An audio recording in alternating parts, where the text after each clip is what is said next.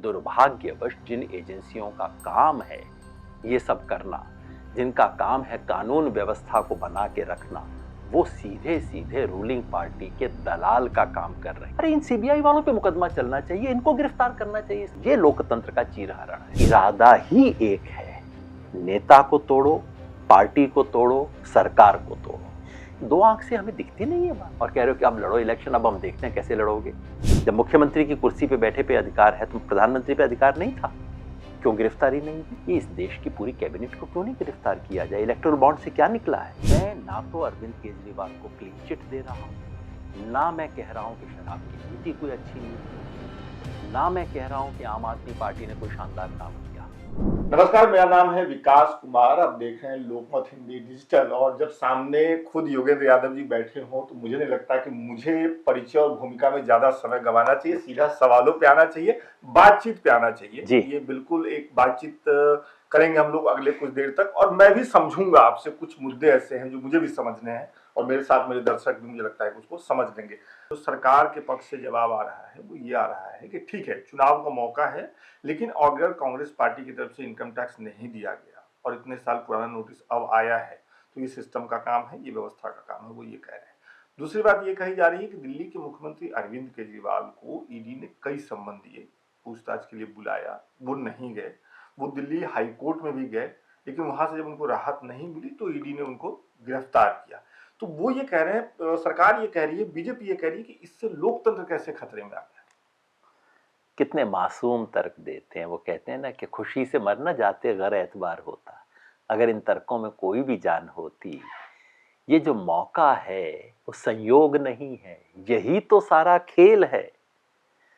Tax की बात 1993 में, मान लीजिए एक क्षण के लिए मान लेता हूं कांग्रेस ने बिल्कुल गलत काम किया। 1993 में कांग्रेस ने हेराफेरी की। ये बात आपको 2023 तक पता नहीं लगी? आप अगर 2015 में इसका नोटिस दे देते, कांग्रेस कोर्ट में जाती, चेक करती, अपील करती, जो भी करती 2016, 17, 18, 19 सबके अकाउंट आपको अभी याद आए। और याद आए उस वक्त जबकि चुनाव शुरू हो चुका है, जब अपील की नहीं जा सकती, और अगर अपील करें भी तो रिलीफ मिल नहीं सकता। अकाउंट फ्रीज कर दिया और मासूमियत से कहते हैं कानून अपना काम कर रहा है। अगर कानून काम कर रहा है, मैं आपसे पूछता हूं कांग्रेस पे आरोप क्या है? मैं एक क्षण के लिए मान लेता हूं बिल्कुल सच्चा आरोप है कि कांग्रेस ने अपने अकाउंट में बताया नहीं है कि फला फला लोगों ने डोनेशन दी। ये डोनर का सोर्स क्या था? क्या देश में कोई और पार्टी है जिसने गलती की है? आप पत्रकार हैं, मैं आपसे पूछता हूं। उस पार्टी का नाम है भारतीय जनता पार्टी, जिसने एग्जैक्टली वैसा ही अकाउंट इलेक्शन कमीशन को सबमिट किया है। मेरी कोई खुफिया जानकारी नहीं है, ये वेबसाइट पे पड़ी है। अगर उसने किया है, उसको नोटिस क्यों नहीं आया? और अगर उसको करते, कांग्रेस वालों ने कैलकुलेट किया, ये कैलकुलेशन मेरी नहीं है, कांग्रेस वाले कह रहे हैं कि उसको तो 4600 करोड़ की पेनल्टी लगनी चाहिए। पेनल्टी छोड़ो, मेरे को पेनल्टी से कोई मतलब नहीं है। उनका जरा अकाउंट फ्रीज करके दिखाइए ना। 11 अकाउंट छोड़िए, आप उनके एक व्यक्ति का अकाउंट फ्रीज करने की हिम्मत दिखाइए। अरविंद केजरीवाल की गिरफ्तारी, मैं एक क्षण के लिए मान लेता हूं कि दिल्ली की शराब नीति में घोटाला था। मैं एक क्षण के लिए यह भी मान लेता हूं कि रिश्वत ली गई थी। अब आप मुझे बताइए, क्या ऐसे में अरविंद केजरीवाल की इस समय गिरफ्तारी वाजिब है? 3 सवाल है मेरे इस पे। पहला ये कि ईडी भी नहीं कह रही कि अरविंद केजरीवाल के खिलाफ कोई डॉक्यूमेंट्री एविडेंस है। वो नहीं कह रहे हैं कि किसी कागज में लिखा हुआ है कि पैसा उनको गया। वो कह रहे हैं कि एक व्यक्ति ने गवाही दी है, वायदा माफ गवाह ने बोला है कि अरविंद केजरीवाल से मेरी बात हुई थी। वो वायदा माफ गवाह कौन है? एक राघव रेड्डी जी। राघव रेड्डी जी कौन है? क्या उन्होंने कोई दान पुण्य का काम किया है? पता चलता है कि उन्होंने काफी दान पुण्य का काम किया है। क्या दिया है? अपने वायदा माफ गवाह बनने से पहले उन्होंने 5 करोड़ रुपया चंदा दिया। किसे दिया? बीजेपी को दिया। गवाह बनने के बाद उन्होंने 50 करोड़ का और चंदा दिया। किसे दिया? बीजेपी को दिया। और उसके बाद ईडी कहती है कि हाँ, ये गवाह वादा माफ गवाह है, इसने अपना सारा काम कर दिया, अब इसको जेल से छोड़ दिया जाता है। कुछ आपको लगता है? पत्रकार हैं, सोचना आपका काम है, इस जी। देश की जनता भी देख रही है। तो मेरा पहला सवाल, क्या ऐसे गवाह पे जिसके बारे में अब प्रमाणित हो चुका है कि जो पैसे दे के अपनी जेल से छुटने का इंतजाम कर रहा होगा, उसके आधार पे आप गिरफ्तार कर सकते हैं? दूसरा, गिरफ्तार क्यों कर रहे हैं भाई? गिरफ्तार, ये तो कोई नियम नहीं, कल आपके खिलाफ केस हो जाए आपको गिरफ्तार कर लिया जाएगा क्या? गिरफ्तार करने की केवल दो शर्त होती हैं। पहला, कि बंदा भाग सकता है। जांच के समय गिरफ्तार तभी किया जाता है जब ये शक हो कि ये आदमी भाग जाएगा या एविडेंस डिस्ट्रॉय कर देगा। अब आप मुझे बताइए, अरविंद केजरीवाल, मनीष सिसोदिया, मेरे जो भी उनके बारे में राय हो, क्या ये भाग जाएंगे कल को देश छोड़ के? क्या ये 2.5 साल से अरविंद केजरीवाल इंतजार कर रहे थे कि पुलिस आएगी तब मैं एविडेंस डिस्ट्रॉय करूंगा? नहीं, क्या मजाक कर रहे हैं? ये तो तय एजेंसियां करेंगी ना, ये योगेंद्र जी तय नहीं करेंगे, विकास एज ए सर, जर्नलिस्ट तय नहीं एजेंसियां तय केवल नहीं करें। अगर इस देश में एजेंसियां ही ईमानदार होती तो कितना खूबसूरत देश करेंगे। होता लोकपाल है। आंदोलन की क्योंकि मांग तो आप, यही थी। एजेंसियों की मांग नहीं थी कि एजेंसी जो मर्जी कर ले, कतई ये बिल्कुल मांग नहीं थी। आप ये बताइए, इस देश में आप पत्रकार हैं, आप मुझे बताइए पिछले 5-7 साल में इस देश में ईडी और सीबीआई ने कितने बीजेपी के नेताओं के खिलाफ केस बताए हैं और कितने विपक्ष के बारे में बताए हैं?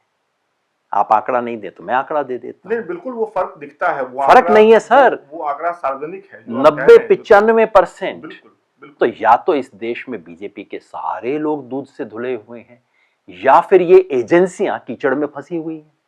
तो इन एजेंसियों पे कौन भरोसा करता है? आप इस देश के बच्चे से पूछ लीजिए, आप भरोसा करेंगे क्या कल आपके ऑफिस में एजेंसी आ जाए तो? आपका ऑफिस क्या लिखेगा इसके बारे में? दुर्भाग्यवश जिन एजेंसियों का काम है ये सब करना, जिनका काम है कानून व्यवस्था को बना के रखना, वो सीधे सीधे रूलिंग पार्टी के दलाल का काम कर रही हैं। और अब जबकि इलेक्टोरल बॉन्ड का सारा भेद खुल गया है, अब तो इन एजेंसियों पे केस होना चाहिए कि भाई किसी ने बीजेपी को पैसा दिया, चलो वो उसके और बीजेपी का मामला है, तुमने उसका केस कैसे बंद कर दिया? इसका मतलब है कि तुम भी उसमें इस्तेमाल। सबसे हालिया तो महाराष्ट्र में हुआ है।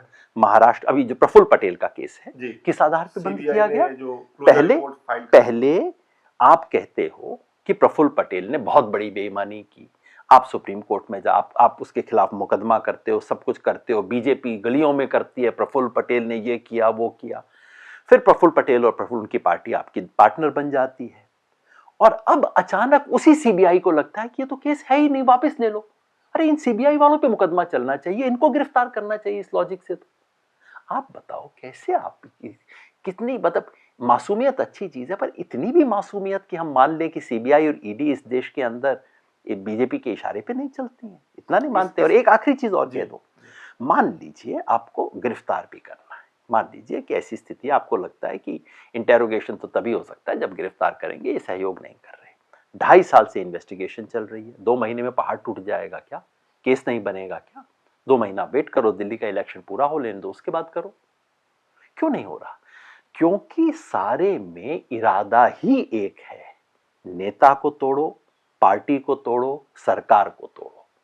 जो झारखंड में खेल हुआ, जो हिमाचल में करने की कोशिश हुई, जो मध्य प्रदेश में सफल हुआ, जो गोवा में किया गया, जो मणिपुर में किया गया, वो खेल करने की कोशिश की जा रही है। 2 आंख से हमें दिखती नहीं है बात। और अगर ये है और इलेक्शन के बीच में है, तब तो इससे घोर मतलब राजनीति का इससे बड़ा भ्रष्टाचार तो हो नहीं सकता कि आप इलेक्शन के बीच में किसी पार्टी के नेता को बंद कर रहे हो और कह रहे हो कि अब लड़ो इलेक्शन, अब हम देखते हैं कैसे लड़ोगे।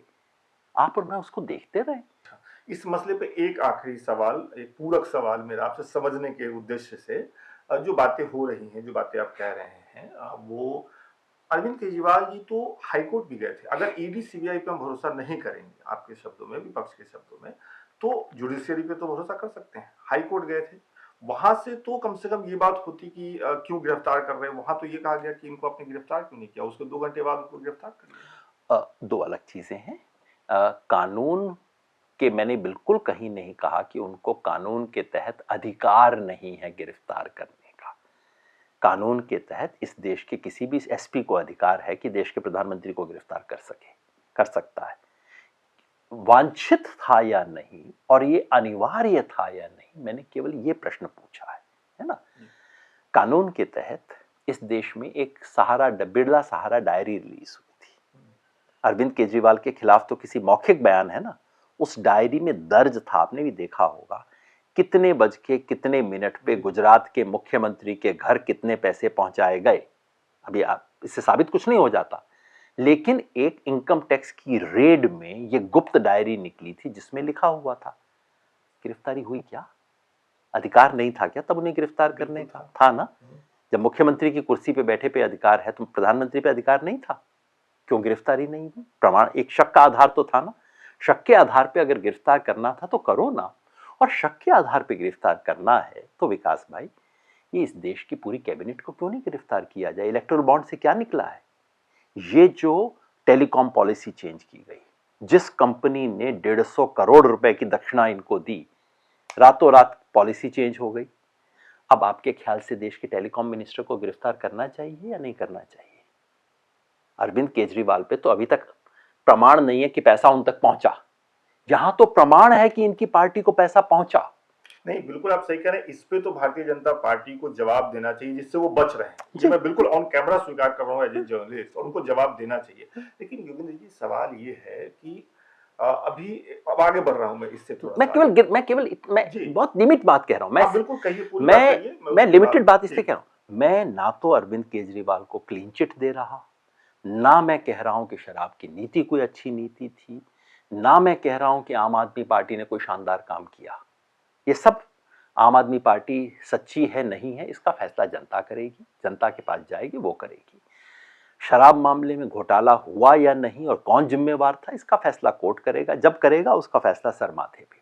मैं केवल एक सवाल कह रहा हूं, इस वक्त उस बहाने से चुनाव के बीचों बीच चीफ मिनिस्टर को अरेस्ट करके रखना और ये कहना कि अगर ईडी का रिमांड मिल गया तो सीबीआई तैयार है, क्या हो रहा है आप भी जानते हैं। मैं केवल इस पे ऐतराज कर रहा हूं और ये कह रहा हूं कि ये लोकतंत्र का चीरहरण है। बिल्कुल। एक सवाल यहाँ और उठता है, अरविंद केजरीवाल देश के दूसरे मुख्यमंत्री हैं जिनकी गिरफ्तारी हुई। झारखंड के मुख्यमंत्री की जब गिरफ्तारी हुई वो भी संबंध से बचते रहे, लेकिन उसके बाद गिरफ्तारी से पहले उन्होंने इस्तीफा दे दिया था। अरविंद केजरीवाल जी ने अभी तक इस्तीफा नहीं दिया है। ये सवाल यहाँ पे ये है कि जब हेमंत सोरेन की गिरफ्तारी होती है, जब वो जेल जाते हैं, तब लोकतंत्र खतरे में है जैसी बातें तो होती हैं, लेकिन इस तरह की रैली, इतना बड़ा माहौल नहीं बनता है। तो क्यों हेमंत सोरेन के गिरफ्तार होने पे विपक्ष की तरफ से वो एक एकजुटता नहीं दिखती है जो अब अरविंद केजरीवाल जी के गिरफ्तार होने पे दिखता है? दोनों की गिरफ्तारी में क्या फर्क है? फर्क नहीं है। हेमंत सोरेन के साथ भी जो हुआ बहुत गलत हुआ और उस वक्त पूरे देश का विपक्ष उस दम से नहीं जुट पाया, ये कमजोरी है। क्यों?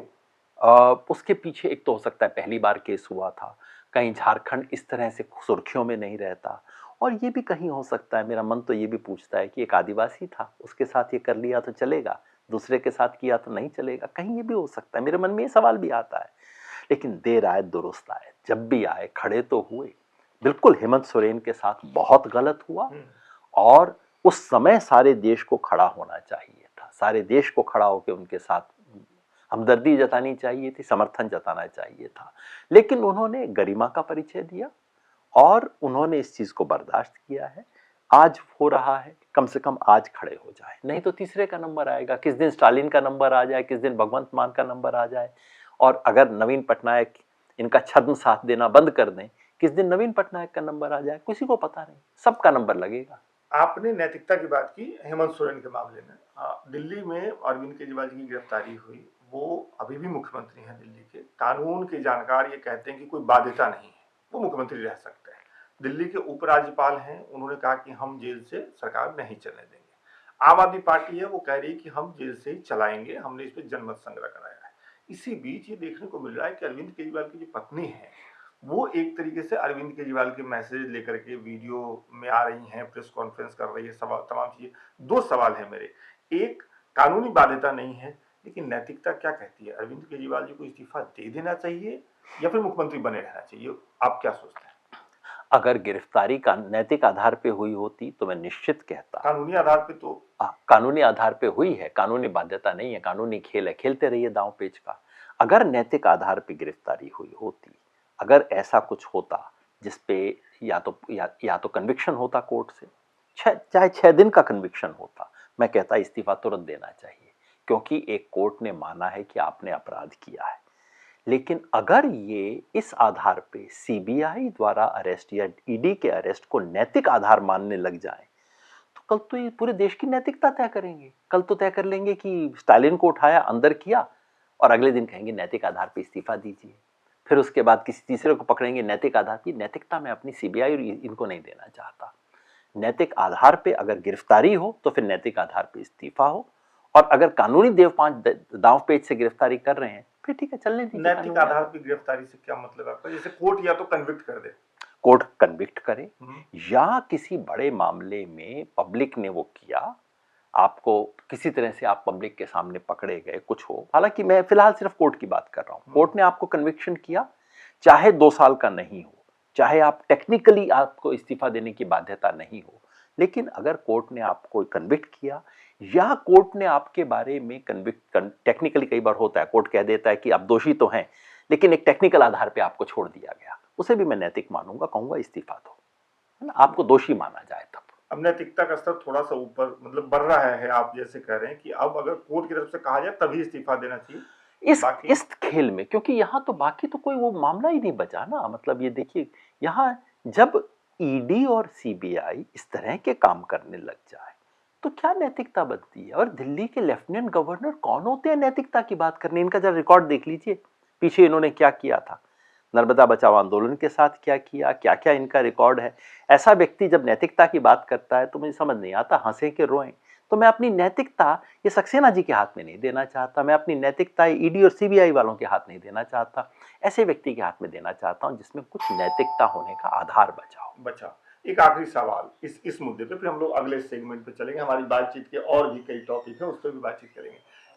ऐसी चर्चा चल रही है कि अगर मामला लंबा खींचता है, अरविंद केजरीवाल जी को इस्तीफा देना ही पड़ता है, मान लीजिए, तो हो सकता है कि उनकी कुर्सी पे उनकी पत्नी बैठें। इसको आप इस चर्चा के आधार पर, सिर्फ मैं ये कह रहा हूं कि इसको कितना नैतिक मानते हैं? स्पेकुलेशन है, अभी तो हाइपोथेटिकल है, स्पेकुलेशन है। यूं भी दूसरे के फटे में पांव देना मेरा मतलब नहीं है, ये आम आदमी पार्टी को तय करना चाहिए। मेरी पार्टी में अगर कुछ होता तो मैं जरूर बहुत स्ट्रांग पोजीशन लेता कि मेरी पार्टी को क्या करना चाहिए, क्या नहीं करना चाहिए, वो उनकी पार्टी तय करे, इसमें मेरे को कुछ नहीं कहना। यूं भी स्पेकुलेशन, जिस दिन होगा उस दिन टिप्पणी दे दूंगा। एक आखिरी सवाल, आपने बताया गिरफ्तारी के बारे में, आपने बताया उससे जो संकट हो रहा है वो सब बताया, वो बिल्कुल एक तरफ है, आपकी बात, आपकी राय।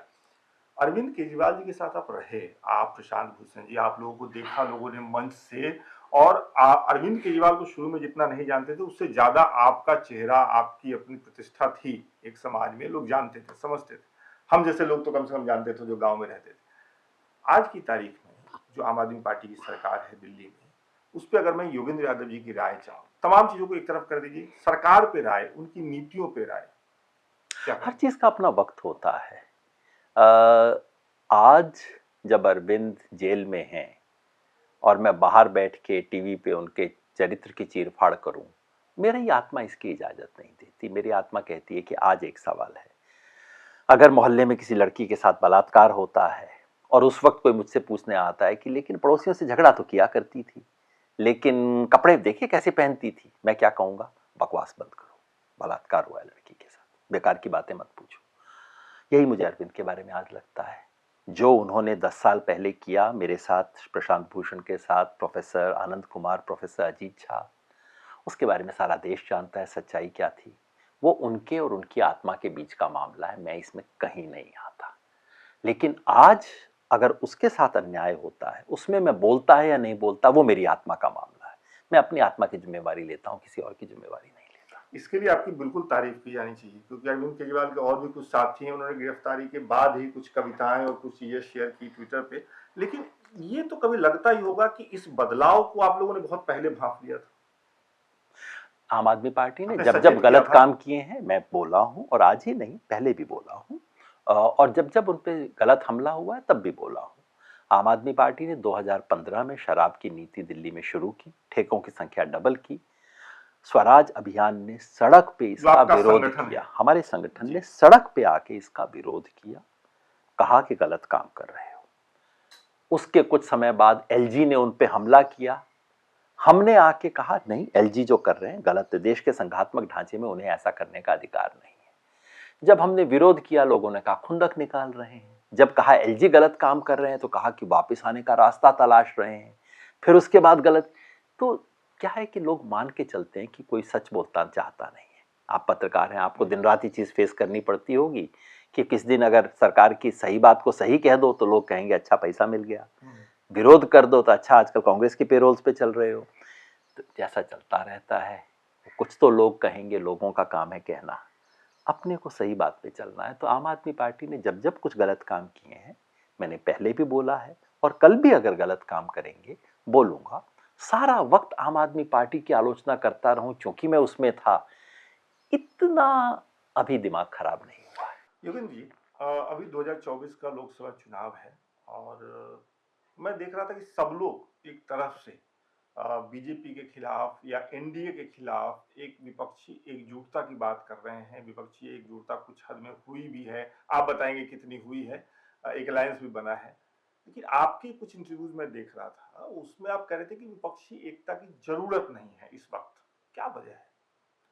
ये बात मैंने साल भर पहले कही थी जब अच्छा, काफी बदला इसके है बारे कुछ? में हाँ, मैंने शुरू में ये कहा था कि विपक्षी एक जब ये सब कुछ चल रहा था ना, ये कोई 1-1.5 साल पहले, कि अगर विपक्ष एक नहीं हुआ तो बीजेपी का मुकाबला कैसे करेगा, तो मैंने गणित करके दिखा दिया था कि इस देश में देखिए संयोग ऐसा है, इस देश का इलेक्टोरल ज्योग्राफी जो है वो कुछ ऐसी है कि विपक्षी एकता की जरूरत कुल मिला के 3-4 राज्यों में है। कौन कौन से राज्य? ये है तमिलनाडु, महाराष्ट्र, बिहार, झारखंड और उत्तर प्रदेश। इसके अलावा जरूरत है नहीं। माफ करिएगा, क्योंकि हाँ, बिहार झारखंड और उत्तर प्रदेश में क्यों है, ये थोड़ा समझा हाँ, दीजिएगा आगे। क्योंकि वहां वोट बटे हुए हैं। अच्छा। ठीक है, राजस्थान और मध्य प्रदेश में बीजेपी का मुकाबला करने की कांग्रेस है। एक आधी छोटी मोटी सीट के ऊपर एडजस्टमेंट का मामला है, बाकी मुख्य नहीं है। तो मैंने कहा था कि देश में या तो ऐसे इलाके हैं जहां विपक्षी एकता की जरूरत है ही नहीं, क्योंकि वहां बीजेपी के खिलाफ एक पार्टी ऑलरेडी खड़ी हुई है, दूसरी पार्टी का कोई वजूद नहीं है। ये राजस्थान, गुजरात, मध्य प्रदेश, छत्तीसगढ़, हरियाणा, और आप दूसरे ऐसे राज्य हैं जहां विपक्षी एकता की जरूरत है लेकिन वहां बनी बनाई है। ये तमिलनाडु है, बनी बनाई है। झारखंड लगभग बनी बनाई है, इसमें कोई खास बदलाव नहीं है। तो मैंने कहा था कि सारा वक्त आप विपक्षी एकता किसी तरह से हो जाए उस पे करने की बजाय, मैंने ये नहीं कहा था होनी नहीं चाहिए, मैंने कहा था कि आप अपना अटेंशन विपक्षी एकता पे करने की बजाय विपक्ष खड़ा हो जाए इसको करने के लिए कीजिए। यानी कि जो जहां बीजेपी के खिलाफ है वो जम के मुकाबला कर ले अपने अपने राज्य में। बंगाल में टीएमसी जम के मुकाबला करे, उत्तर प्रदेश में सपा जम के मुकाबला करे, महाराष्ट्र में अकेला कोई कर नहीं सकता, वहां आपको अलायंस के बगैर कोई रास्ता नहीं है। लेकिन अब तो नहीं हो रहा जैसी स्थिति। नहीं नहीं नहीं, बाकायदा महाराष्ट्र में तो हुआ है अलायंस। देखिए जो मैंने पहले भी ये भी बात दूसरी कही थी, मैंने कहा था इस देश और ये जो विपक्षी एकता है, मैंने कहा था 80% अपने आप बन जाएगी, 100% कभी नहीं बनेगी और 80% से नीचे जाएगी नहीं। मोटे तौर पे वही हो रहा है। तमिलनाडु में पूरा अलायंस हो चुका है, कोई दिक्कत नहीं है। महाराष्ट्र में दो चीज हैं, एक तो कुछ सीटों पे इनकी सहमति नहीं बन पा रही है, दूसरा बहुजन वंचित अघाड़ी शामिल नहीं हो रही है। और इन दोनों से विपक्ष को कुछ कुछ सेटबैक लगेगा, क्योंकि अगर ये फ्रेंडली कहिए कुछ भी कहिए, अगर आप एक दूसरे के खिलाफ लड़ते हैं आप वोट काटेंगे एक दूसरे का। और वंचित बहुजन अघाड़ी की 5-6 सीट में नुकसान पहुंचाने की क्षमता है, इसमें कोई संदेह नहीं है, इससे नुकसान होगा। लेकिन आप बताइए ना, राजस्थान में, गुजरात में, छत्तीसगढ़ में, मध्य प्रदेश में विपक्षी एकता का क्या खेल है? कोई खेल नहीं है। दिल्ली में विपक्षी एकता से फायदा हो सकता था, यहां बन गई है। पंजाब में विपक्षी एकता का कोई मतलब नहीं है, क्योंकि दुनिया में कभी भी नंबर 1 और नंबर 2 एक दूसरे के साथ एकता नहीं करते ताकि नंबर 3 को हराया जा सके। ये कभी नहीं होता है, जैसे उड़ीसा में नहीं हुआ फाइनली, है ना।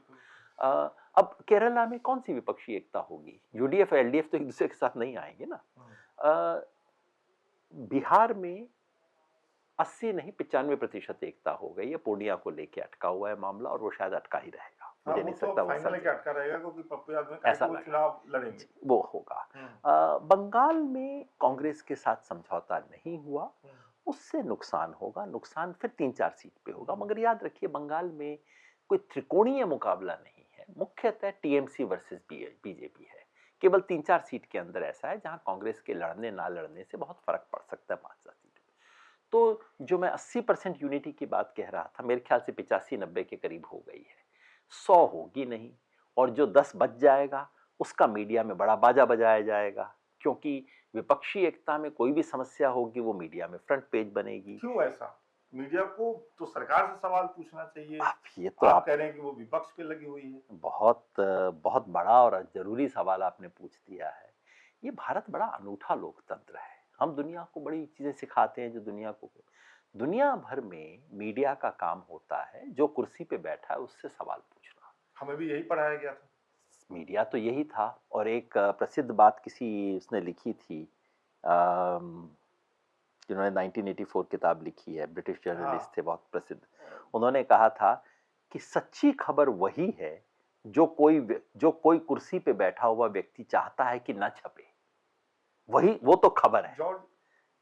ये इसने जॉर्ज ऑरवेल ने कही, जॉर्ज ऑरवेल क्या लिखा हुआ है, उसने कहा था कि खबर वही है जो कोई व्यक्ति चाहता है कि न छपे। खास तौर पे ताकतवर व्यक्ति चाहता है कि जो न छपे वही केवल खबर है और छापने लायक है। बाकी सब तो उसने कहा पीआर का काम है।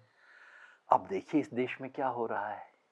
जो ताकतवर व्यक्ति चाहता है कि न छपे वो तो नहीं छपती है, और जो ताकतवर व्यक्ति चाहता है कि दूसरों के बारे में छपे वो जरूर छपती है, दिन रात छपती है।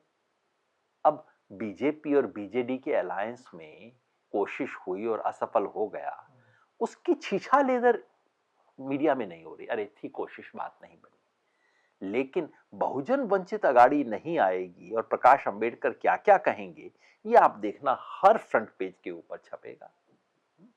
बीजेपी के कौन कौन नेता क्या क्या गाली दे के बीजेपी को छोड़ के जाते हैं जब उन्हें टिकट नहीं मिलती है, वो कहीं दब जाएगा। लेकिन अभी तो लोग टिकट नहीं मिल रहा तो राजनीति छोड़ रहे हैं बीजेपी। हाँ, बीजेपी क्योंकि सत्ता में है, पार्टी नहीं छोड़ रहे हैं कम से कम। सत्ता में कई पार्टी स्विच भी कर रहे हैं, मगर ज्यादातर उनके बयानों को इतनी प्रमुखता से नहीं छापा जाएगा कि ठीक है टिकट बदल रहे हैं, ऐसा क्या है, तो होता ही है, बिल्कुल सही बात है।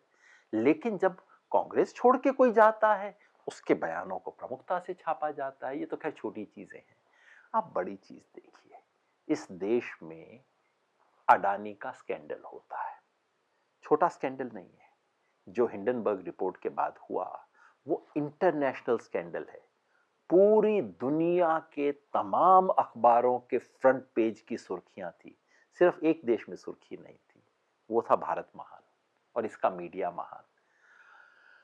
आप पत्रकार हैं, मैं कोशिश करता हूं कि मीडिया के चरित्र और पत्रकार के चरित्र में अंतर करूं जी ना। क्योंकि वो जो एक संस्थान है, मीडिया का जो चरित्र है वो इसलिए कि मालिकों की गर्दन पकड़ी हुई है।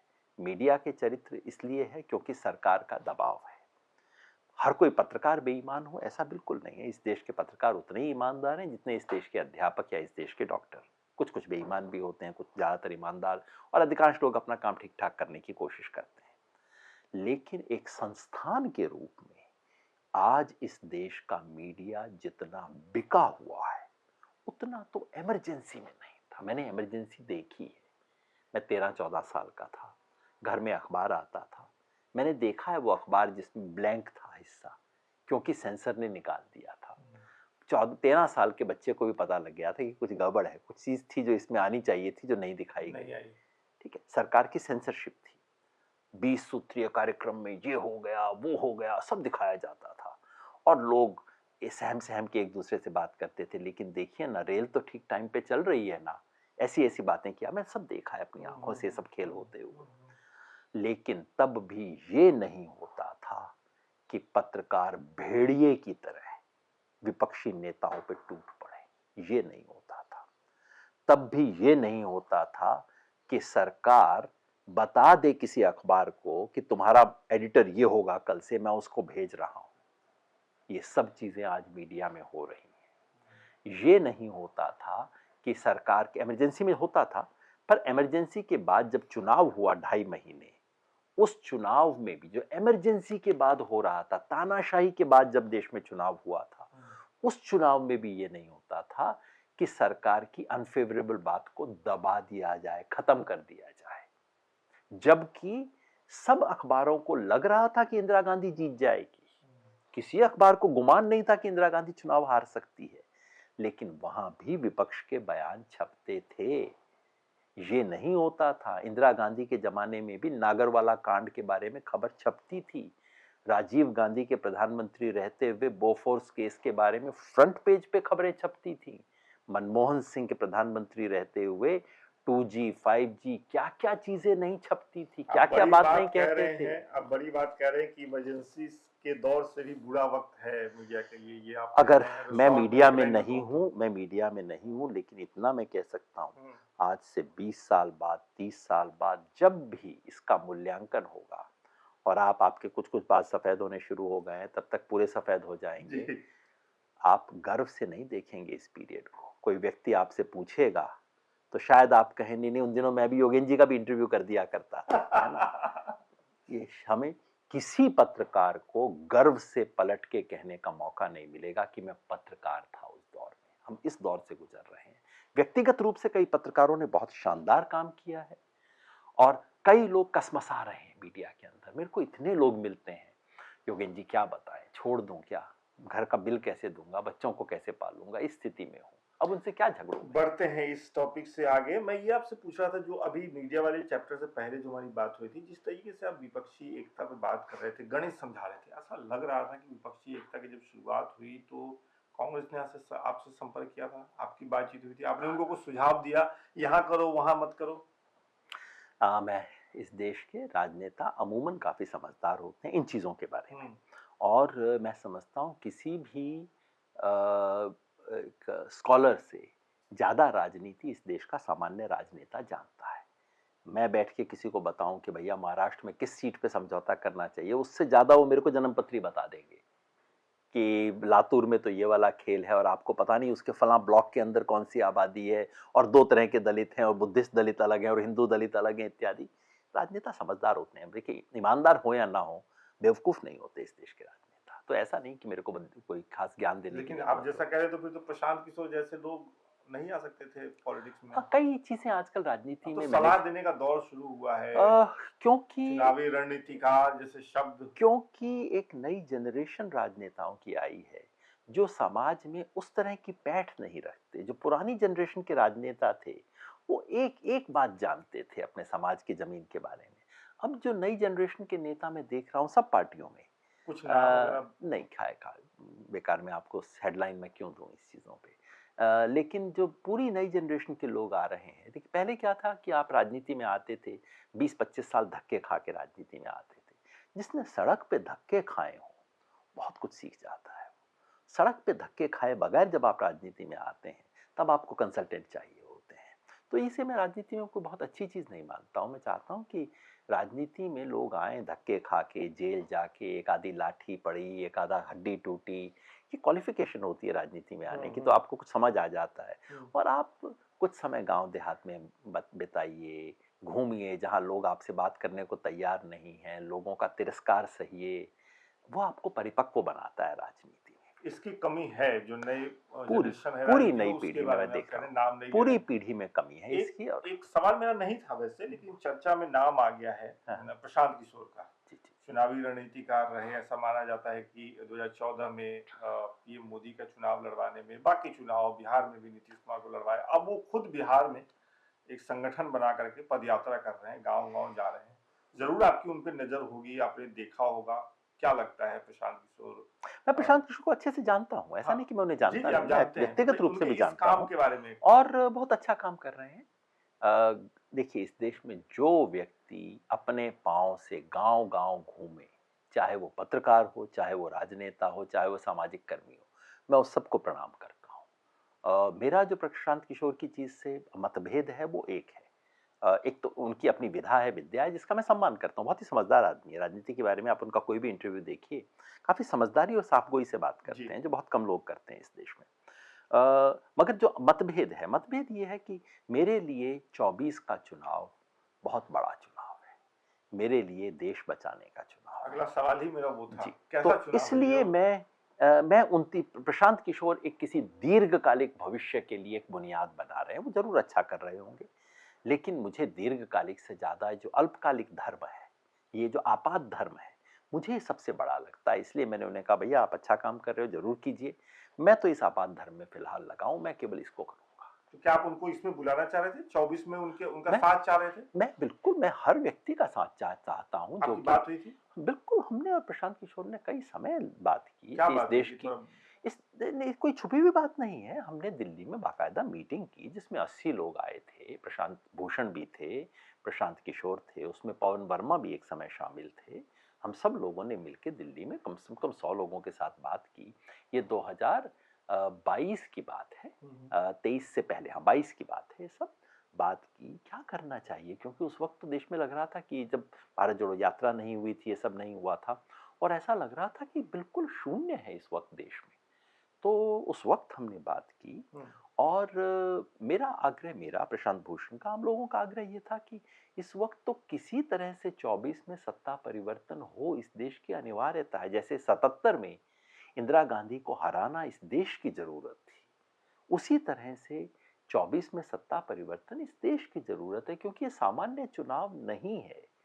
इस चुनाव में इस देश का संविधान दांव पे लगा है। हालांकि बीजेपी कभी बोलेगी नहीं, क्योंकि वे सब काम चोर दरवाजे से करने में विश्वास करते हैं, लेकिन हम सबको इनकी क्या आपको नीयत पता लगता है है। कि वाकई संविधान बदल देंगे वो लोग, मतलब बीजेपी बदल देगी? आप भी ये आरोप सही मानते हैं क्या? कोई आरोप नहीं है इसमें। ये प्रधानमंत्री की इकोनॉमिक सलाहकार परिषद के अध्यक्ष विवेक देबरॉय ने लिख के कहा है, अगर सरकार की नीति के विरुद्ध कोई व्यक्ति लिखता है जो सरकारी पद पे हो, कान पकड़ के अगले दिन निकाल, खासतौर पे संविधान के बारे में अगर लिख दे, कान पकड़ के अगले दिन बाहर कर दिया जाता। किया गया। ये ट्रायल बैलून थे कि जरा करके देखो। उधर रेड, उसने बोला, अनंत हेगड़े ने बोला उनका टिकट फिलहाल कट गया है, लेकिन कई बार होता है, मोदी जी ने जैसे पिछली बार बोल दिया था कि वो प्रज्ञा ठाकुर को मन से कभी माफ नहीं करेंगे, इस बार टिकट नहीं मिला उनको। हाँ, वो मन से माफ करने के खेल है ना ये तो हकीकत ये तो मैं आपको पक्का कहता हूं कि संविधान बदलने की, संविधान से छेड़खानी करने की कोशिश इनके डिजाइन में है। कैसे करेंगे ये भी मैं बता सकता हूं। प्लीज। ये 42वें संशोधन का एक नया संस्करण देके आएंगे। भारतीय संविधान में एक 42वां संशोधन हुआ था, जो अब आज की पीढ़ी के लोगों को पता नहीं होगा। जब इमरजेंसी थी तो इंदिरा गांधी ने इस देश के संविधान को बदलने के लिए एक 42वां संशोधन नाम की चीज की थी। कहने को संशोधन था, लेकिन वो संशोधन कुछ नहीं था, पूरा संविधान बदलने का मामला था। ठीक यही काम बीजेपी करेगी। कोई संविधान का 118वां संशोधन लेके आएगी, जिसमें कहा जाएगा प्रस्तावना में सनातन शब्द को डाला जाएगा, ये सेकुलर शब्द को हटाया जाएगा, और उसमें फंडामेंटल राइट्स में कुछ चेंज होंगे। देश के फेडरल स्ट्रक्चर को बदल के यूनिटरी स्ट्रक्चर की तरफ लेके आया जाएगा। ये जो वन नेशन वन इलेक्शन का मामला है, ये यही मामला है, इसका और कोई चक्कर नहीं है। और थोड़ा सा ये सिस्टम प्रेसिडेंशियल सिस्टम की तरफ लेके आएंगे। ये सब चीजें होने वाली हैं। तो निश्चित रूप से इस देश का संविधान खतरे में है। इसलिए हम लोग जो कर रहे हैं, कम से कम हमें मान के चलना चाहिए कि ये सिर्फ संसद का चुनाव नहीं है। चुनौती ऐसी मान के चले मानो ये संविधान सभा का चुनाव हो रहा है। ऐसी चुनौती मानकर ही इस चुनाव को लड़ना होगा, इतनी गंभीरता से लड़ना होगा। मैं सवाल मेरे और है कि मैं आपके सवाल से निकल, राम बहादुर राय, जो उनकी किताब है, अभी मैं वो किताब पढ़ रहा हूँ, संविधान कथा करके मोटी सी किताब उन्होंने लिखी है। उसकी भूमिका जो उन्होंने लिखी है उसमें पूरी बात ही यही है कि संविधान में अगर जरूरत है तो बदलाव क्यों नहीं हो सकते। वो उसके लिए वो भूमिका तैयार कर रहे हैं। जब आप ये बात कह रहे हैं तो मुझे वो लाइनें याद आ रही हैं, कैसे उन्होंने कहा है कि बदलाव होने चाहिए, समय समय पे बात उठती रही है, कमेटियां बनती रही है, और अब अगर बीजेपी ये बात करेगी तो लोग कह रहे हैं कि चोर दरवाजे से करेंगे। राम बहादुर राय की वैचारिक प्रतिबद्धता कहाँ है, ये कोई छुपी हुई बात नहीं है। पत्रकार हैं, आरएसएस के बहुत नजदीकी रहे विद्यार्थी हैं, परिषद में रहे हैं, विद्यार्थी परिषद में रहे हैं, आरएसएस के हैं, और इस सरकार के द्वारा काफी उन पे कृपा दृष्टि भी रही है। और ये जो बनारस में गांधी विद्या प्रतिष्ठान पे कब्जा हुआ है, और जो बनारस में पूरा ये जो पूरा सर्वोदय संस्थान को जो बुलडोजर से नष्ट किया गया है, उसके पीछे काफी लोगों को लगता है कि राम बहादुर राय जी की एक दया दृष्टि रही है। तो जो सर्व सेवा संघ को ध्वस्त करवा सकते हैं, वो संविधान को भी ध्वस्त करवा सकते हैं ना। ये विचार तो हमेशा ऐसे ही होता है, जब कोई ऐसा बड़ा काम किया जाता है उसकी भूमिका बनाने वाले लोग होते हैं, वैचारिक भूमिका बनाते हैं। प्रश्न तो एक विवेक देबरॉय अंग्रेजी वालों के लिए कर रहे हैं, राम बहादुर राय हिंदी वालों के लिए कर रहे हैं। ये भूमिका बनाई जा रही है और इसमें रत्ती भर भी संदेह नहीं है कि इस देश के संविधान के साथ बहुत बड़ा खिलवाड़ करने की सुनियोजित षड्यंत्र चल रहा है।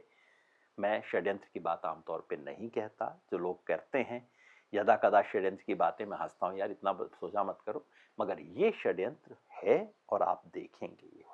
तो मेरा सवाल ये है, फिर हम अगले सवाल की तरफ बढ़ूंगा कि जब ये इतना गंभीर मामला है, आपकी बात हुई प्रशांत किशोर से, क्या कह के प्रशांत किशोर ने मना किया, वो क्यों नहीं नहीं जुड़े? प्रशांत किशोर पे अननेसेसरी हम फोकस ना करें। उन्होंने कहा कि मुझे लगता है कि विपक्ष गंभीर नहीं है, और हाँ, प्रशांत किशोर को ऐसा महसूस हुआ कि विपक्ष गंभीर नहीं है, और अगर आपको विकल्प इस देश में बनाना है तो आपको जमीन से, गांव से नई शुरुआत करनी होगी। हमने कहा कि शुरुआत जरूर शायद करनी होगी, लेकिन इस वक्त तो जो विकल्प है, ये 77 वाली स्थिति है।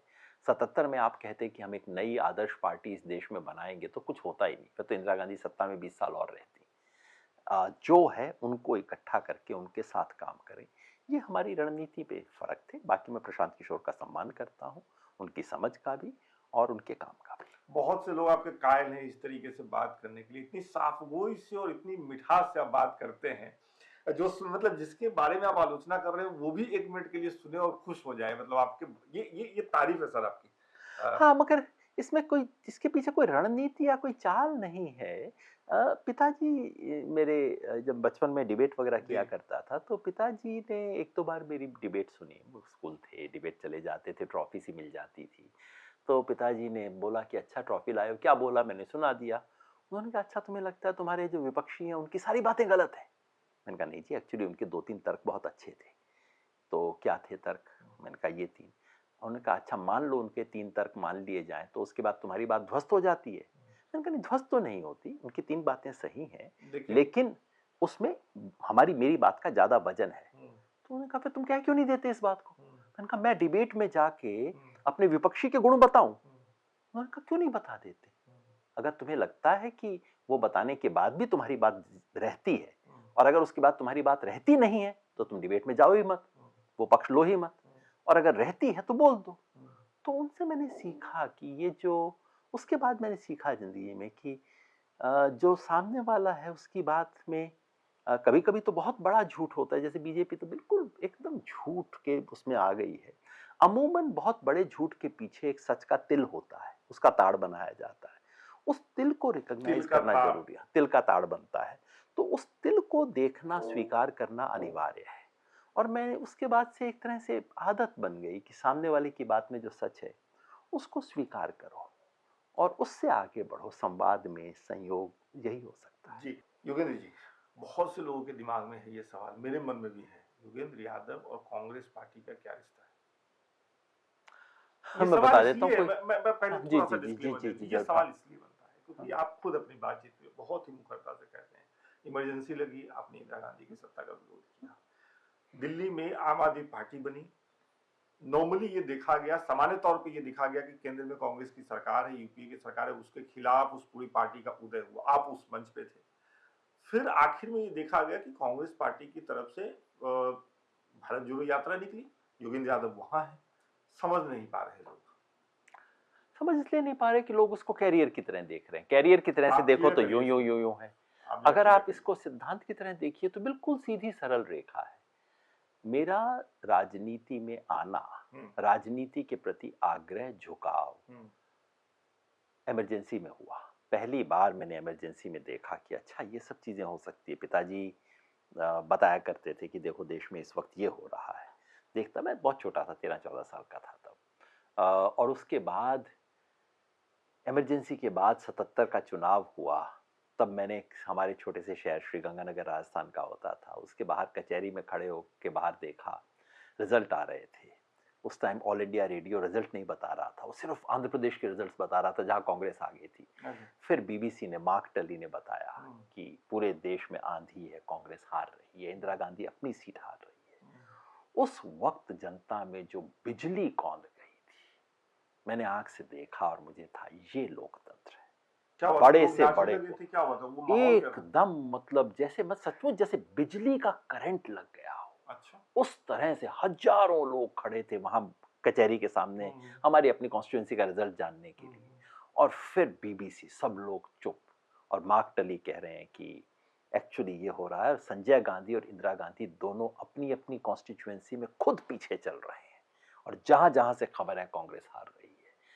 और जो एक तरह से जनता का वो जो नाद था, मेरे मन में वो लोकतंत्र की छवि है कि कोई होगा, कोई बड़ा होगा, कोई प्रधानमंत्री, लेकिन जनता यूं उतार सकती है उसे, ये जन बल मैंने देखा। तो वो, और स्वाभाविक था उन दिनों, क्योंकि सत्ता का मतलब था कांग्रेस, और एक स्वाभाविक रूप से एक युवा के रूप में सत्ता के विरोध में थे। 80 का पूरा दशक कांग्रेस का दशक था, हम उसके विरोध में थे। फिर 84 के दंगे मैंने अपनी आंख से देखे, और जिसने देखे वो माफ नहीं कर सकता जल्दी से, क्योंकि इस देश पे कलंक था वो सबसे बड़ा, है ना। और उसके बाद के सब घटनाक्रम देखे तो ऐसे में कांग्रेस का विरोध करना और सत्ता का विरोध करना बिल्कुल एक ही चीज थी। जरूरी था, आप ये कह रहे हैं। अनिवार्य था। मुझे गर्व है आज भी, और आज भी कोई 1984 को सही बताने की कोशिश करे, उस व्यक्ति के साथ मैं बात नहीं कर सकता 2 मिनट। ये तो सच की बात है ना। जब उसके बाद देश के हालात बदल गए, जब सत्ता बदल गई और सत्ता में ऐसे लोग आए जो कि देश की जड़ में तेल डाल रहे हैं, देश को जड़ से खराब कर रहे हैं, झूठ और नफरत का देश में व्यापार चला रहे हैं, ऐसे में अगर मैं कहूं कि नहीं नहीं, मेरी ओरिजिनल खुंदक तो जो है वो कांग्रेस से है, और कोई दूसरा कुछ कर ले कोई बात नहीं, मेरी प्रॉब्लम तो कांग्रेस से है, इससे बड़ी मूर्खता की बात क्या होगी। आपकी प्रतिबद्धता देश से होती है, आपकी प्रतिबद्धता जनता से होती है, आपकी प्रतिबद्धता सिद्धांतों से होती है। पार्टियां तो बैनर हैं, इधर हैं उधर हैं। अमेरिका में रिपब्लिकन पार्टी, जो कि आज सबसे वाहियात पार्टी मानी जाती है, ये पार्टी गुलामी से मुक्ति दिलाने वाली पार्टी थी। डेमोक्रेट्स उस वक्त दूसरे पाले में हुआ करते थे। आज क्या हो गया है, डेमोक्रेट्स वो हैं जो कि अपेक्षाकृत ज्यादा लिबरल माने जाते हैं, और ये सबसे ज्यादा नस्ली पार्टी हो गई है। अब कोई कहे कि चूंकि अब्राहम लिंकन के जमाने में ये नस्लवादियों का विरोध करने वाली पार्टी थी, मैं आज इसका समर्थन करता हूं, आप कहोगे ना भाई साहब थोड़ा पानी पी लो, दुनिया बदल चुकी है।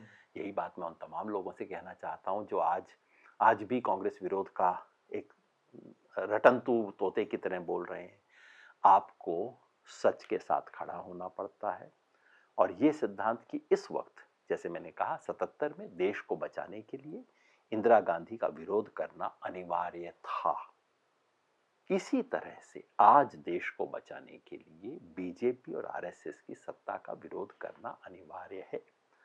कांग्रेस के तमाम दोष थे, लोकतंत्र के खिलाफ कांग्रेस ने जब काम किया हम लोगों ने विरोध किया, लेकिन कांग्रेस ने देश को हिंदू मुसलमान के नाम पे लड़ाने की कोशिश नहीं। तुष्टीकरण का आरोप लगता है कांग्रेस पर, मुस्लिम तुष्टीकरण वो का। कई पार्टियों ने लोग किया। कहते हैं कि राजीव गांधी से ही ये शुरू हुआ, जहां से बीजेपी मजबूत हुई।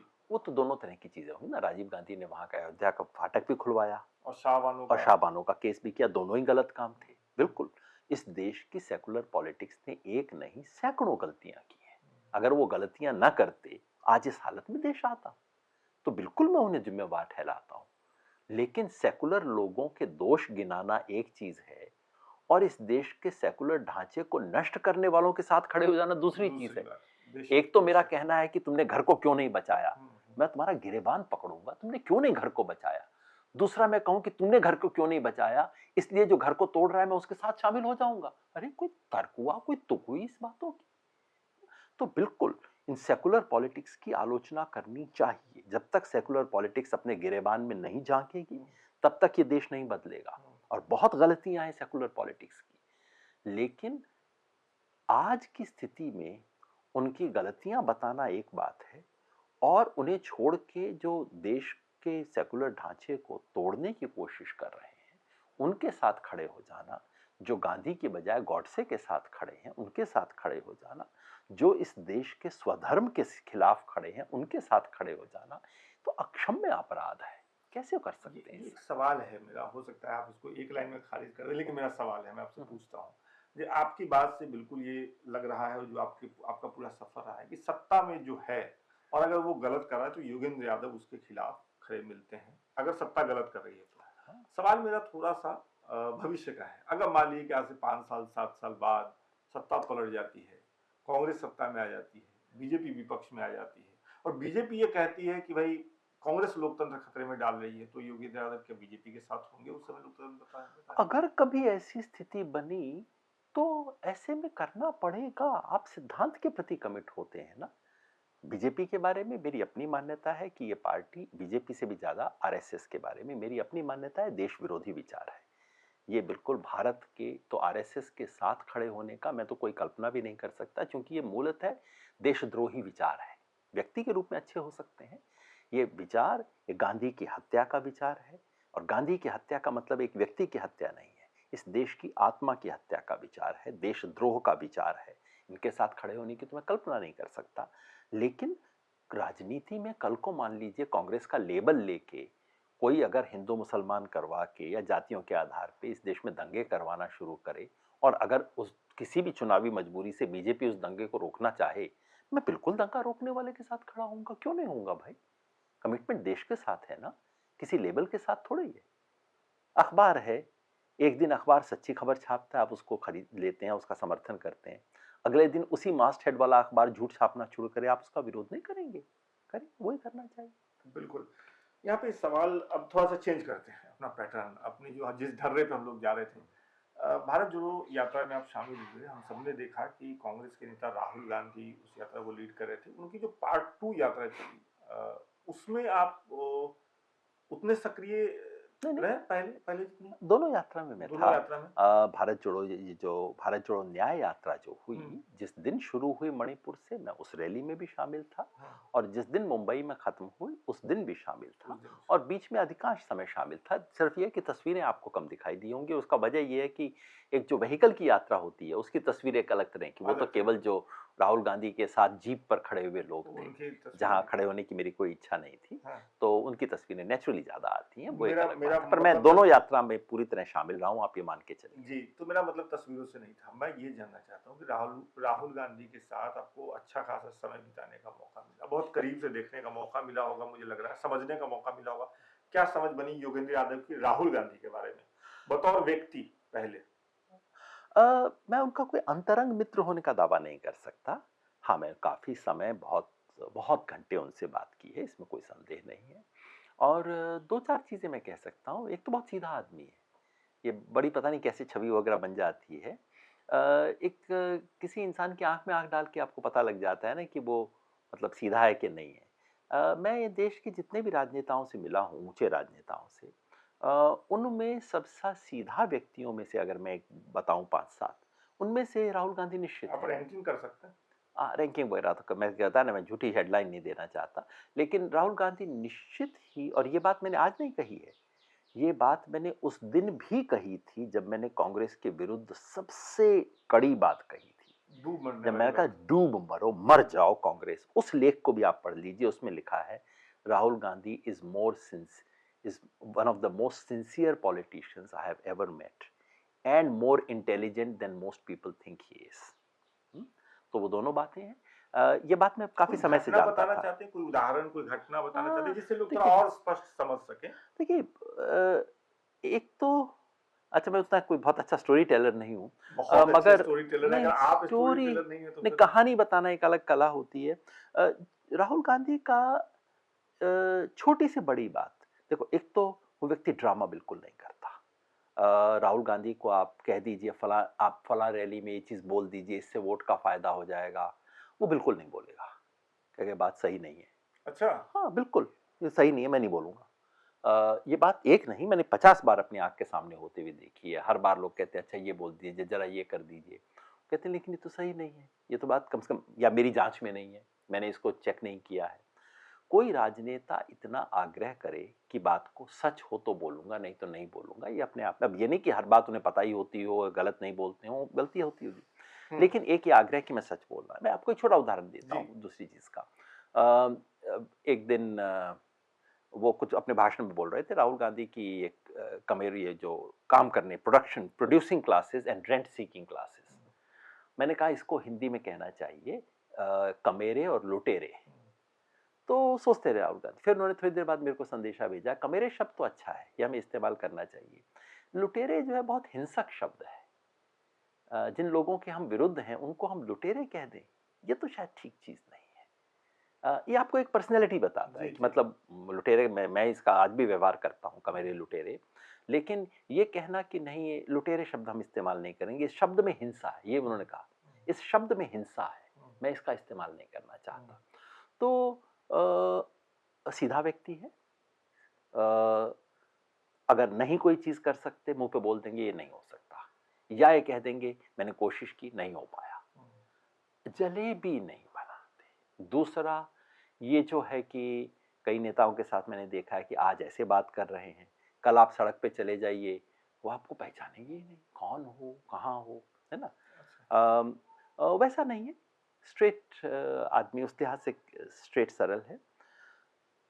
ये बात मैं पहले भी जानता था राहुल गांधी की, कोई नई बात मेरे लिए नहीं है। यात्रा से नई चीज पता चली हो आपको? इन दोनों यात्राओं से मुझे 3 चीज नई लगी राहुल गांधी में। पहला मैंने इस बार देखा, ये जो भारत जोड़ो यात्रा पहली भी हुई दूसरी भी हुई, कि 3 चीजों के प्रति राहुल गांधी का कन्विक्शन बड़ा गहरा है, सेकुलरिज्म, सोशल जस्टिस और इकोनॉमिक इक्वालिटी। इन तीनों में यहां से नहीं, सिर्फ यहां से नहीं, अंदर से है कि गलत है, ये तो गलत है, क्यों हो रहा है ना। चाहे वो जातीय विषमता का सवाल हो, मतलब जातीय विषमता के सवाल पे राहुल गांधी लगभग अंबेडकर की तरह सोचता है, अंबेडकर के विचार से बहुत प्रभावित है, बाबा साहब के विचार से। इकोनॉमिक सवालों पे बिल्कुल समाजवादी की तरह सोचते हैं, ये देश गरीब अमीर का है, गरीबों के साथ इतना अन्याय हो रहा है, ये इतना देश को लूटा जा रहा है। और सेकुलरिज्म के सवाल पे बिल्कुल ये कि चाहे फायदा मिल जाए, चाहे इलेक्शन जीत जाए, लेकिन ये काम नहीं करना। ये 3 चीजें बहुत गहरी कन्विक्शन है राहुल गांधी में। मुझे ये बताइए कि जातिगत जनगणना को लेकर के कांग्रेस का जो एक स्टैंड रहा सालों तक, राहुल गांधी के स्टैंड में बदलाव दिख रहा है और कांग्रेस के खुद पुराने कई नेता इससे सहमत नहीं दिख रहे हैं। तो क्या ये योगेंद्र यादव के उनके आसपास पहुंचने का असर है, या क्यों ये बदलाव राहुल गांधी के स्टैंड में कैसे आ रहा है कांग्रेस नेता होने के नाते? क्या है कि दिल्ली अफवाहों का शहर है, यहाँ पे तमाम तरह की चीज़ें चलती रहती हैं, योगेंद्र यादव ने ये कह दिया वो कह दिया। एक तो बात, राहुल गांधी जब तक किसी बात को आत्मसात नहीं कर लेंगे तब तक बोलेंगे नहीं, तो ये उनके अपने आत्मसात की हुई बात है। दूसरा, ये जो जाति में देखिए, कांग्रेस के पब्लिक फोकस में अंतर आया है। टेक्निकली कांग्रेस ने 2010 में जातीय जनगणना का समर्थन किया था, पूरे संसद ने किया था, उस वक्त तो बीजेपी ने भी किया था। तो जहां आप कर रहे थे राहुल गांधी के बारे में, आप बोल रहे थे कि राहुल गांधी जो भी करता है वो अपने मन के हिसाब से करते हैं, वो वहीं से करते हैं। हाँ हाँ, ये सब देखिए तो अफवाह है और कहने की चीजें हैं। योगेंद्र यादव ने कह दिया। राहुल गांधी 10 साल से इस देश की जाति व्यवस्था को समझने की कोशिश कर रहे हैं और उसकी एक समझ है इस देश की जाति व्यवस्था के बारे में। और अगर आप एक बार आपकी आंख खुल जाए तो आपको दिखता है ना कि चारों तरफ किन लोगों से आप घिरे हुए हो, और इस देश की जातीय विषमता का सच जो है वो राहुल गांधी को दिखाई देता है, पहले भी दिखाई देता था, अब उन्होंने बोलना शुरू किया है। इस यात्रा से जो बदलाव कुछ 2-3 चीजों में आए वो यही था। एक तो देखिए, राहुल गांधी को हमदर्दी गरीब से, साधारण व्यक्ति से हमेशा थी, और बहुत ही सहज स्वाभाविक हमदर्दी है, और जो हाथ से काम कर सकता है उन चीजों से। अब उसको वो एक न्याय की शब्दावली और उसे एक एजेंडा में डालना, 5 गारंटी, ये सब चीजें एक नई है और मैं समझता हूँ जरूरी है, क्योंकि न्याय शब्द किसको समझ आता है?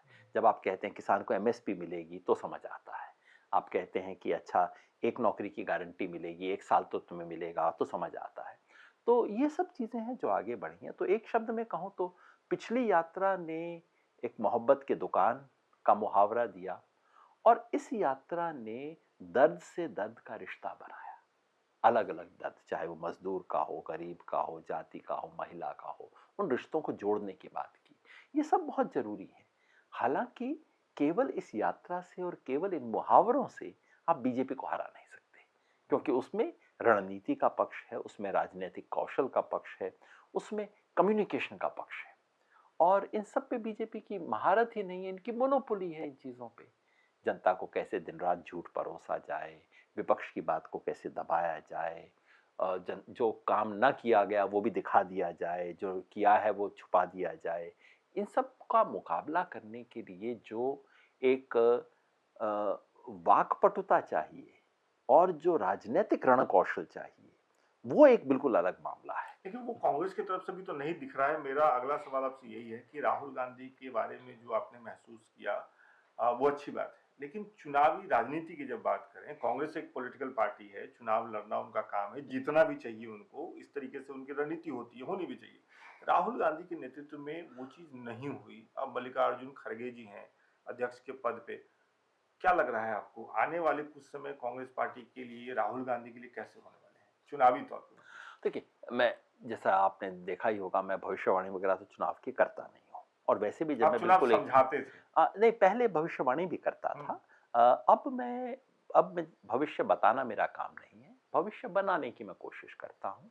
और जब किसी चुनावी दंगल में मैं स्पष्ट रूप से किसी के विरुद्ध खड़ा हूँ, फिर मैं कहूँ कि मैं न्यूट्रल भविष्यवाणी कर रहा हूँ, इसकी कोई फायदा नहीं है। तो मैं वो सब तो भविष्यवाणी तो करूंगा नहीं। मैं केवल दो तीन न्यूनतम चीज कहना चाहता हूं। पहला, इस चुनाव में आज भी बीजेपी को मेजॉरिटी से नीचे लाना संभव है। कैसे? वो तो बड़ा सिंपल है। देश के एक बहुत बड़ा इलाका है जहां बीजेपी ना तो नंबर 1 पार्टी है ना नंबर 2 पार्टी है। वहां पे उसको कंटेन करके रखना, केरला, तमिलनाडु, आंध्र प्रदेश, बीजेपी की कोई हैसियत नहीं है। पंजाब में भी बहुत छोटी पार्टी है। फिर देश की ऐसे इलाके हैं जहां बीजेपी है, लेकिन जहां पलटी जा सकता है चुनाव को, वो है महाराष्ट्र, वो है कर्नाटका, वो है बिहार, यहाँ बीज और बंगाल। यहाँ बीजेपी को जितनी सीटें आई थी उनमें से 5-5, 10-10 सब जगह से छीनी जा सकती हैं। फिर एक बड़ा इलाका है जहां बीजेपी ने झाड़ू लगाई थी पिछली बार, वहां आप बीजेपी को पूरा हरा भी ना पाए तो चूहा जैसे कुतरता है ना, 1 सीट 2 सीट, गुजरात से 3 सीट, राजस्थान से 5 सीट, मध्य प्रदेश से 6 सीट, उत्तर प्रदेश से 15 सीट, ऐसे कुतर के इतना किया जाए तो बीजेपी की मेजोरिटी खत्म हो जाएगी, 303 पे है, नीचे आ जाएगी। क्योंकि बीजेपी के पास अपनी सीटें बढ़ाने की क्षमता नहीं है, सैचुरेशन पे पहुंची हुई है। तो ये किया जा सकता है, मैं बिल्कुल नहीं कह रहा कि, देखिए, वो नारा देना हर नेता का धर्म होता है। 400 क्यों बोला, 500 बोलना चाहिए था। क्यों, मतलब मन के लड्डू फीके क्यों, 500 बोले, और उसमें अधिकार है 500 बोलने का भी उन्हें। लेकिन जो, मैं बिल्कुल नहीं कह रहा हूं कि ऐसा होने जा रहा है, इसे कृपया भविष्यवाणी की तरह बिल्कुल मत देखिए। मैं केवल कह रहा हूं, अगर विपक्ष प्रयास करे, अगर इसको मोदी बना मुद्दा बनाया जाए चुनाव को, तो ये सब चीजें हो सकती हैं। अब ये बन पाएगा या नहीं, ये विपक्ष के रणकौशल पे निर्भर करेगा, विपक्ष के पैसों पे निर्भर करेगा। पैसा तो है नहीं, अकाउंट फ्रोजन है क्या, मतलब इन्होंने विज्ञापन दिया अखबारों को, अखबारों ने विज्ञापन छापने से इनकार कर दिया। पता होगा आपको, इलेक्टोरल बॉन्ड के बारे में इन्होंने विज्ञापन दिया, अखबारों ने कहा कि नहीं नहीं ये सच नहीं, हम छापेंगे नहीं इसको, डर के मारे। तो ऐसी स्थिति में आप कैसे जनता के पास लेके जाएंगे अपनी बात को, इसका चुनौती है। और चुनौती है कि जो पूरा झूठ का तंत्र चला रखा है, और चुनौती है वीवीपैट और ईवीएम की, इस सब के अंदर ये ट्रांसलेशन हो पाएगा नहीं हो पाएगा मैं बिल्कुल नहीं कहता। लेकिन अगर चुनाव जनमत के आधार पे हो तो बीजेपी को उतारना संभव है, ये मैं आज भी कहता हूं, डंके की चोट पे कहता हूं। मगर अब जो हो रहा है तो चुनाव हो ही नहीं रहा ना, कुछ दूसरा खेल हो रहा है। हमारे जमाने में एक तो एक तरह की कुश्ती, एक ओलंपिक में कुश्ती होती है जिसमें रेफरी होता है, कहता है फाउल, चुप, ये वो, इतने पॉइंट। दूसरी एक आपने देखी होगी, बचपन में कुश्ती हुआ करती थी कुछ किंग कॉन्ग स्टाइल, उसमें रेफरी भी पहले से सोच के आता था कि किसका हाथ ऊपर करना है, और अगर दूसरे वाला अगर हावी करना शुरू करे तो रेफरी उसकी टांग पकड़ के थोड़ा खींच दिया करता था, आखिर में किसी एक का हाथ खड़ा कर देता था। ये वो वाला मैच। आप कह रहे हैं मैच फिक्स है इस चुनाव का? जिस तरह से चुनाव आयोग में हुआ है, आप बताइए, मतलब नहीं तो मैं तो अगर आपसे आप, समझ में आया। आप इतना बताइए, चुनाव घोषणा होने के 72 घंटे पहले 3 में से 2 चुनाव आयुक्त बदल दिए जाते हैं। एक चुनाव आयुक्त रहस्यमय स्थिति में इस्तीफा दे देता है, किसी ने सुना नहीं कि उसका क्या हुआ, क्यों हुआ, इस्तीफा दे देता है। 2 नए अपॉइंट, किसी मैच में मैच से 2 घंटा पहले 2 नए रेफरी अपॉइंट कर दिए जाए 3 में से, और अपॉइंट कौन करे? सामने वाली टीम का कैप्टन, वो अपॉइंट कर रहा है रेफरी। आप क्या सोचेंगे उस मैच के बारे में? कुछ संदेह करेंगे? और कोई कह रहे अरे तुम संदेह करते हो। हाँ भाई करता हूं, मैंने देखा है अपने हाथ से रेफरी को ऐसे बनते हुए। अगर चुनाव आयोग ऐसा शेड्यूल बनाए जो देख के आपको लगे कि ये तो बीजेपी के सहयोग के लिए बना है। उड़ीसा में 4 फेज में चुनाव क्यों हो रहा है? कभी सुना आपने उड़ीसा में 4 फेज का चुनाव? किसकी सहूलियत के लिए हो रहा है? एक व्यक्ति को कैंपेन करने में आसानी हो इसलिए हो रहा है। ये सवाल तो चीजें चुनाव आयोग से भी पूछा गया था प्रेस और कॉन्फ्रेंस में। चुनाव आयोग ने जब 10 महीने से इस देश, 10 नहीं अब तो 1 साल हो गया, 1 साल से इस देश का विपक्ष कह रहा है हमें वीवीपैट को लेकर संदेह है, आप कृपया हमसे मिलिए, हमारे संदेहों का निवारण कीजिए। क्या चुनाव आयोग का कर्तव्य बनता है या नहीं? मान लीजिए झूठे हैं, उनके सारे संदेह झूठे हैं। इस देश का सबसे बड़ा विपक्षी खेमा बोल रहा है कि हमें विश्वास नहीं है आपकी मशीन पे। आपका इतना ड्यूटी तो बनता है ना कि बुला के उनको बताएं कि ये देखिए ये मशीन है, आप जांच लो, इसमें कोई दिक्कत नहीं है, ऐसे कर लो, आप अपना एक्सपर्ट ले आओ। क्यों नहीं कर रहा चुनाव आयोग ये काम? तो इसलिए आज जो हो रहा है ये जनमत का चुनाव है या किसी और मत का चुनाव है कहना मुश्किल है, और कहते हुए मुझे बहुत संकोच शर्म होती है, क्योंकि एक जमाने में मैं पूरी दुनिया को, सिर्फ भारत नहीं, मैं दुनिया में जाके बोलता था कि हिंदुस्तान का चुनाव देखो। और मैंने ये बात कनाडा में बोली है कि अच्छा तुम लोगों को, अमेरिका में बोली थी कि तुम्हारे यहाँ पे भी चुनाव में कुछ हेरा फेरी होती रहती ना, थोड़ा हमसे आके सीख लेना। और भारत के चुनाव आयोग ने सन 2002 में मुझे बुलाया कि आप पूरी दुनिया के चुनाव आयुक्तों को बुलाया है हमने, आप उन्हें समझाइए भारत में क्या होता है। उस व्यक्ति को जब कहना पड़े कि आज इस देश में जो चुनाव हो रहे हैं ये चुनाव नहीं है, कुछ और हो रहा है, तो शर्म तो आती है बोलते हुए। लेकिन सच्चाई है, इस सच्चाई को स्वीकार न करें तो कल को आपको भी मेरे कहे पे कैसे भरोसा होगा? बहुत बहुत शुक्रिया योगेंद्र जी इतना लंबा समय देने के लिए और लोकमत हिंदी से बातचीत करने के लिए। हम लोग इस बातचीत के सिलसिले को बनाए रखेंगे और भी दलों से और भी संगठनों से बातचीत करेंगे और आपको भी दोबारा अपने स्टूडियो में बुलाना चाहेंगे किसी दूसरे कार्यक्रम में। बहुत बहुत शुक्रिया। धन्यवाद।